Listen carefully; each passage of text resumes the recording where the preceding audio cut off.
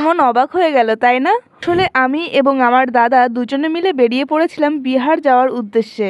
আগে থেকে কোনো প্ল্যান ছিল না, হঠাৎ করেই চলে গিয়েছিলাম, কাউকে কিছু জানাইও নি। সবাইকে অবাক করে দেওয়ার মতনই উদ্দেশ্য ছিল। বিহারের সাসারামে পৌঁছে সবার রিয়াকশনটা ঠিক এমন ছিল।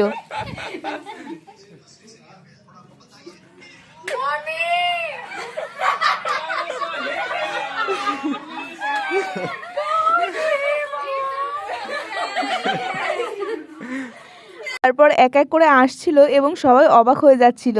একটু বিশ্রাম নিয়ে বেরিয়ে গিয়েছিলাম মন্দিরে। প্রথমে গিয়েছিলাম সাই বাবার মন্দিরে। সেখানে গিয়ে দেখছি সবাই মিলে পুজো করছে। পুজো শেষ হওয়ার পর সকলকেই প্রসাদ বিতরণ করা হয়েছিল। বিহারে তো অনেক জায়গায় মন্দির আছে, তার মধ্যে আমি দুটো মন্দিরে আজ ঘুরলাম। বিহারের নিয়ম কানুন, খাওয়া দাওয়া ইত্যাদি সমস্ত কিছুই আলাদা। ঘুরতে এসেছি সেই কারণেই ছবি আঁকাটা এখন বন্ধ রেখেছি, আবার কিছুদিন পর থেকে আবার শুরু করব। ওখানে বিকালের পুজোটা শেষ করে আমরা বাইরে চলে এসেছিলাম। তারপর গিয়েছিলাম অন্য একটা মন্দিরে। এই মন্দিরে এসেও দেখলাম যে ভগবানের কাছে সবাই বসে পুজো করছে। আজ এই দুটো জায়গায় ঘুরতে গিয়েছিলাম, কাল আবার কোথায় কোথায় ঘুরতে যাব অবশ্যই ভিডিওতে শেয়ার করব।